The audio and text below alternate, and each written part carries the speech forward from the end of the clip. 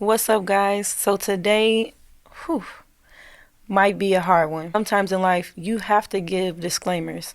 Sometimes people can't take everything that you're saying. Sometimes people can't take your point of view. Life can be so much easier because we have a choice to participate. Life does not always give us choices to participate. But when you have the choice, baby, make the right decisions that work best for you. So with that being said, healing from trauma, a self-love approach. I was taking so long trying to figure out what type of podcast I should start with. I have so many ideas as a Capricorn. I'm so talented and I can be in so many different places, also not being able to focus on one thing. And when I learned how to calm my mind and to just focus on one thing, even though I have so much creativity in different areas, I was able to take care of more work, focus on one thing. Now, as a mom, I'm always on the go. Realistically, I cannot just always focus on one thing. That's just what it is. That's just how we are. This is so much that I deal with on a daily basis. The podcast is supposed to show you how to dive into self-care, how to use it as a tool, how to understand yourself better. I understand myself better because I took the time to understand myself better. Because sometimes we show up and we do too much. We're here, we're there, we're everywhere. We don't have time to show up for ourselves so that we can understand who we are and what we actually need. That's a problem. And it should not be a problem, in my opinion. So with what I'm talking about today, with healing from trauma, a self-love approach, this is really for you. Not saying that the other episodes aren't for you, but this one right here is talking about really understanding yourself, loving yourself for who you are, and looking at yourself if you are a problem. If you are a problem, then you need to be your own solution. Not wait on anybody to be that for you. Not relying on anyone to be that for you. Even though I understand how this world works and knowing that spiritually we do need people around us to help us, and to guide us and to mentor us and to love us and things like that, because why else would God put us here to be around people if we're not supposed to get all that we need from each other?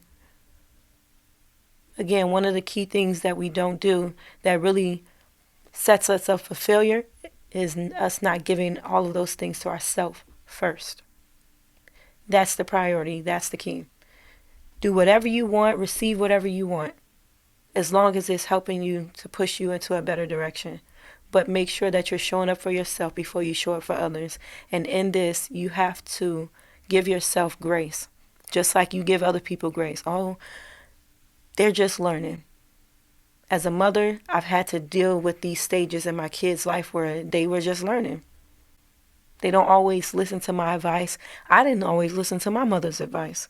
I didn't always listen to my mentor's advice. But that's a part of my journey and me learning. And they showed me grace when I showed up short or I didn't do certain things that they felt like was best for me. Sometimes it wasn't. Sometimes what they were saying was completely right.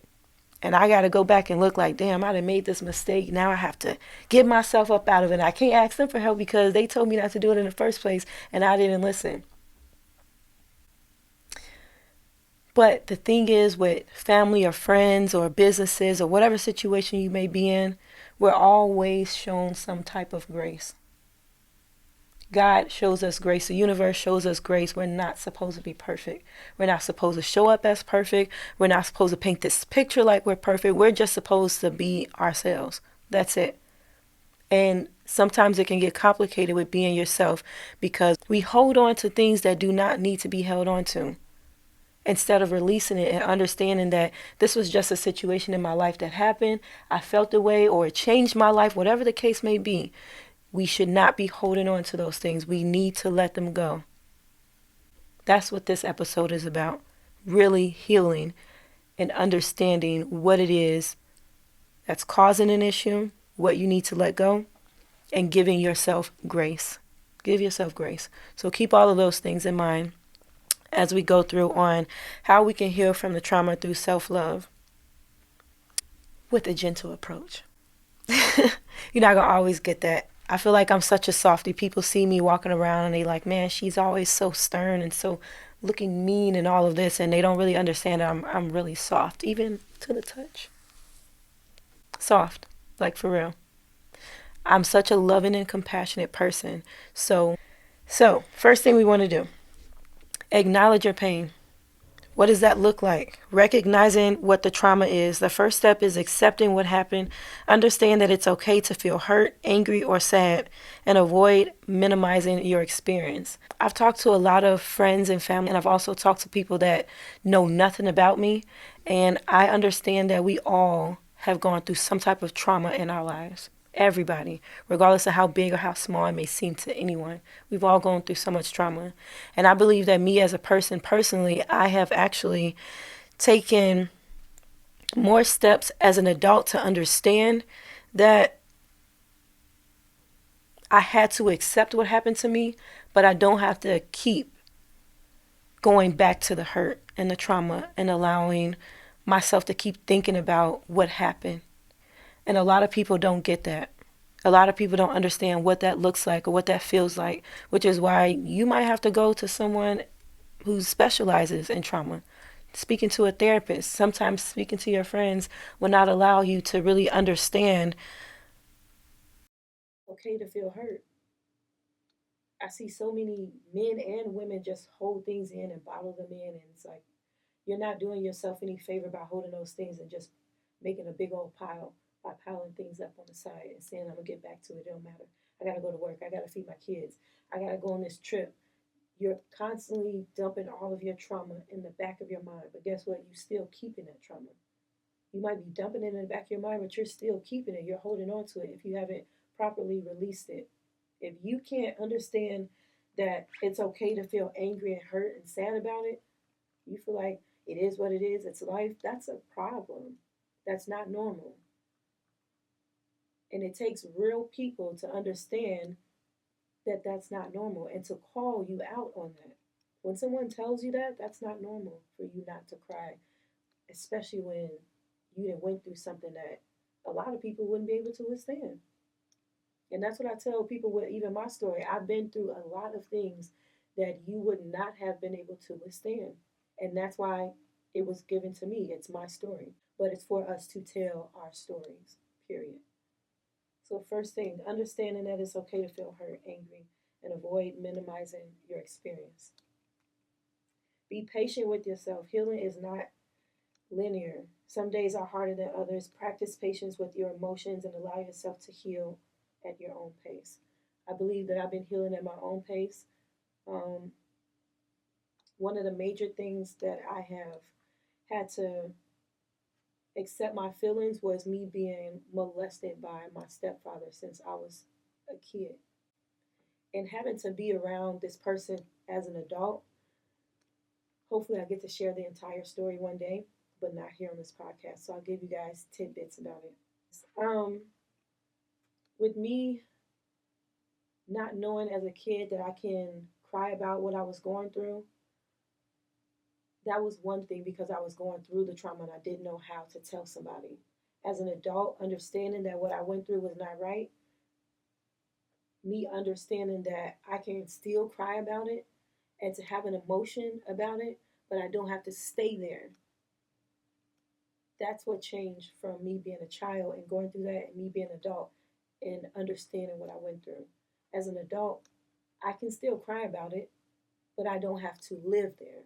I accept that I'm angry sometimes and that I'm sad sometimes and that I just don't know sometimes. I accept those things. Some people can't accept those things. That's why I love that I started this podcast to just open up and have the conversations with yourself. I believe that me going through this journey really helped me to be a better person so that I can show up for myself on a daily basis. Because talking about how a person hurt you that was supposed to be a provider and a protector for you, that's a lie. There were so many times where I just wanted to off myself. I didn't feel like I can go to anybody. No child should feel like they can't go to anybody to help them through this situation.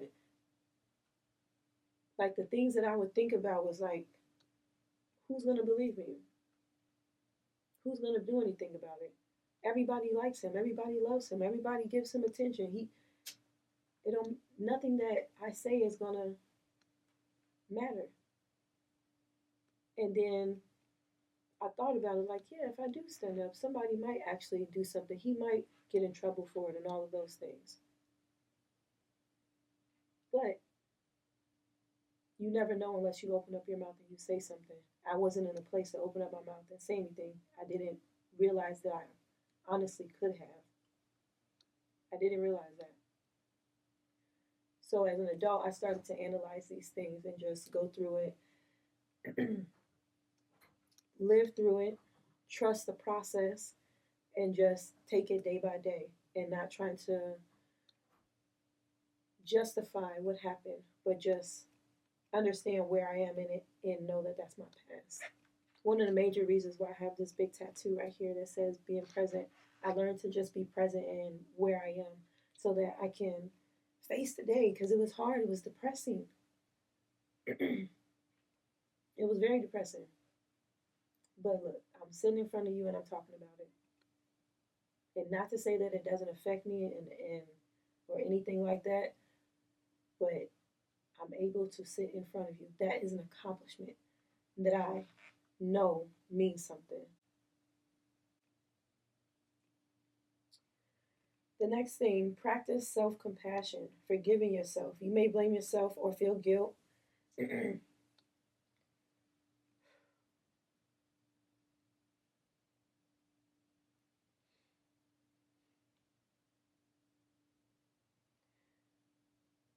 You may blame yourself or feel guilt over what happened.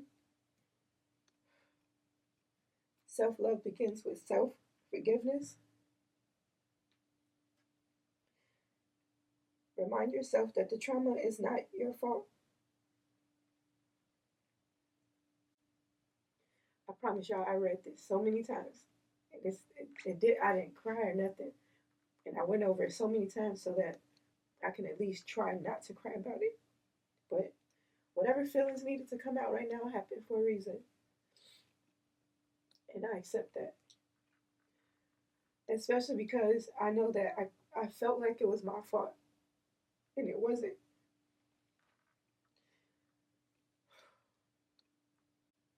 Reclaim your body.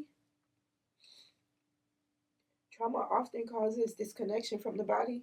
Practices like yoga, deep breathing, and meditation can help you reconnect with and feel safe in your body again. This is a big one for me. This is why I have this big ass tattoo on this hat that says, I do everything but sell ass. People ask me all the time, where does that come from? What does that even mean? Now you get to hear what it actually means. Because of the things that I had to do, because of the things that I went through, because of an adult taking advantage of me, I felt like I was selling myself and selling my body to this person. And it came with a price. My mental health, my body was sacrificed for him to do whatever it was that he wanted to do because he was selfish enough to do that to a child. We grow up and we're like, everything costs.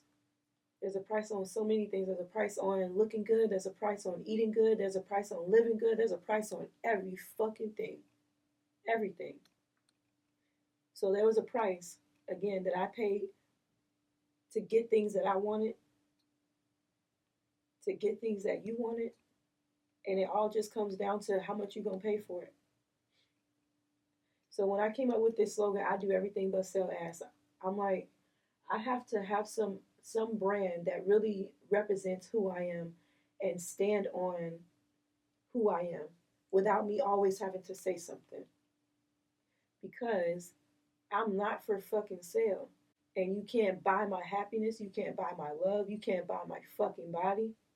You are disconnected from your body. We do so many things to ourselves and not really understand that our bodies are real fucking houses and temples, and we should treat it with the utmost respect. Now, granted, everybody is not going to have all of the tools to really do the best for their bodies that they can, but once you do, You need to take care of yourself. That's eating good, looking good, feeling good, all of those things.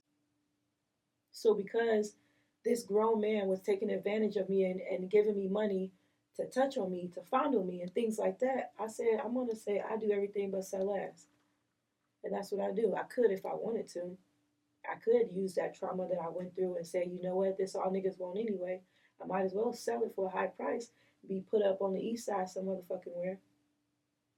I could, and it'll sell, but I don't have to. I don't. It's simple.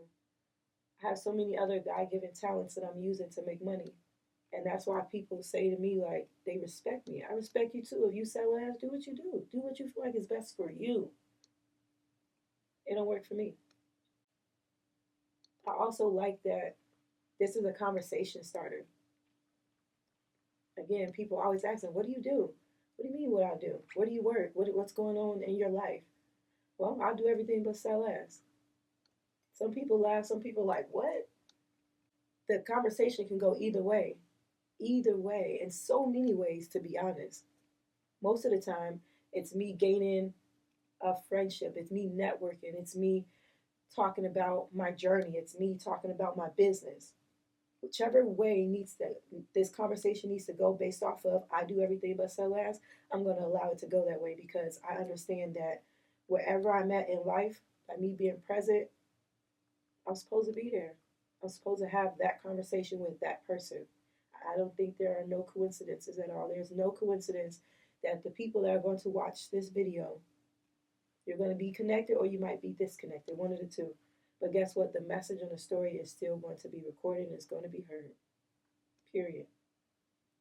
That's what I love about me not sinking into my depression and anxiety and all of those things and allowing it to become who I was. I came out of it and now I can talk about these things, even though sometimes it's hard. I can still talk about it, but I don't have to live in shame and regret. I took my body back and I respect how I look. I love how I look. Now, some people might say, oh, she needs to cover up. I don't need to do a damn thing that I don't feel like I need to. I like the way that my body looks. There was a time where I did not. And trauma will make you disconnect yourself from your body. I didn't take care of myself like I needed to. I let men treat me however they wanted to treat me because I had a bad experience since I was a child. I was disconnected from my body. Now that I know who I am, baby, I show up like the beast that I am. I show up strong. I show up present, period. And that's how you should show up. You might have to go through something. You might have to feel all of the emotions about it. But understand that every step that you make forward, you're getting closer and closer to what you really want, to who you really are, and where you're really supposed to be. That's it. Life is so simple. You don't have to make it hard. Self care routines that you can do to really reclaim your body: warm baths, having a good meal, taking yourself out, simply just getting some rest, especially after you cry. Clean up if you need to. Sometimes when people are so in their depression because of the trauma that they've went through, your house looks a fucking mess. You know what I'm saying? You haven't reorganized things that you were supposed to reorganize in a long time. You've neglected family and friends and actually having fun. So once you start reclaiming that, you need to start getting back into understanding who you are and doing for you. It don't have to be you always spending money, but do something for yourself that just relaxes you. Once you release so many things, you have to refill your body back up, just like when we eat every day. We eat, we shit, we eat, we shit. It's in and out, it's in and out. Same thing when you're going through this journey of self care and understanding yourself. Set boundaries. Let me say that again. Set boundaries. My stepfather did what he did. He's still in the family. So this is not someone that was convicted for what they were doing. This is not someone that is not away from the family. You're still present. So me setting a boundary was saying I don't want to be around him since he's still present. And if these people still love him for who he is, they can love the fuck out of him. But I choose not to. I'm choosing myself. So for me, I had to tell people don't invite me to certain things when he's around. I'm not going to be cordial when he's around. Just is what it is. That's me setting boundaries. Setting boundaries to you might be totally different. Honor your limits. Trauma can leave you vulnerable, so protect your energy and learn to say no without feeling guilty. Sometimes I'm like, man, I want to be around my family, but I know this man is going to be there. And even though it happened so long and everybody in the family knows, we've just learned to accept it. You know why? Because at first I accepted it. I just said, he said, sorry, it's over with, don't have to deal with it no more. Everybody's moved on. Everybody's not moved on. I wasn't all the way moved on. Me moving on completely was me saying, no, I don't want to be around it anymore. But for a long time, I still allowed myself to be around it when I shouldn't have. That's me as the adult speaking. Me as a child and growing up, I couldn't do nothing about it. Nobody really knew, to be honest. But when they found out, same people still around, same people still accept him because he's such an awesome person. Not saying that everybody's supposed to be perfect again, but certain things, certain people should feel so ashamed that they should change their whole fucking life and remove themselves. But that's just my opinion and how I feel about it. Yours might be different. Do what you feel like is best for you. Express your emotions. You don't have to express your emotions to the people that are around. So with me at first, I was angry with those people because they were still around. It's like, you know what happened. You heard my side of the story. So why wouldn't you choose me and exile him? It is what it is. You don't have to do that. Conversation may come up and you can talk about it, but where you go to is a therapist or you go to your journal and you write about it. You talk about it right there. That's you having a conversation with yourself. Remember, this is a self care journey, meaning for yourself. We don't want to lash out at other people, even though it can happen. Our emotions can get so built up we can lash out at other people. It happens. It's okay. But when we're talking about really building and growing, you have to focus on yourself. So journaling, again, as I'm always saying, take that journal out and just write. It's going to be the best thing for you. Create expression, whether it's through painting, music, or other forms of art. Create outlets that can help you express your complex emotions. Singing may be a good coping mechanism. And let me tell y'all this. When I learned that singing was really my coping mechanism, I started to hang on to it a little bit tighter. Like I started recording music and things like that because I have a beautiful voice. And everybody's like, man, you need to get out there. I was so ashamed of what I had been through that I didn't even want to really release my voice. So I would do things here and there. But then I really started to record, what was it 2016, 2017, something like that? And I saw how talented I was. And I'm like, man, this is good. I'm singing, I can make money off of this. But I didn't realize how much work came into it, how much money came into it. The industry, man, it ain't cheap. You gotta have a bag to really do music out here for real, for real. You can do it and put it out there, but the vision that I seen was just so big. It was lights, camera, action, just like now. Always. It's crowds of people. And I will always doubt myself, like, how can I actually get there if I have these loads of kids with me? I have to either put my kids first or put my music first or my job. Like it was just so much that I was juggling. And I didn't properly know how to do it right. So I got overwhelmed and I stopped doing music. And the money it takes again just to buy the right equipment, just to do something. It was just too much. It was too much. Sometimes I would get things for free. Sometimes I would get things I would have to barter. But it just became overwhelming and I'm like, whatever. When I come back to it, I'm gonna be able to have the money to really pour into my music like I want to, and it's gonna be just as big as I envisioned it because I've never given it up. I'm gonna always knock out everything that I want to do. That's just who I am. But it allowed me to be with myself more and to realize that singing was my coping mechanism. It was really for me to get through what I was getting through. Yes, it can help millions of people, but it also helped me first. I sing every single day. Happy, sad, bored, what the fuck ever. Whatever. I sing every day. And I have to say that if I didn't sing, it's because I was probably sick or asleep. But once I realized that singing was my coping mechanism and all of my other talents, excuse me, all of my other talents were just add-ons and bonuses, I'm like, man, I got to do this every day. This really helps me to be a better person. It really helps me to show up for myself and to show up for other people. If somebody hear me singing in the third aisle at Walmart or Target or whatever, man, they most likely are blessed because you get to hear my voice.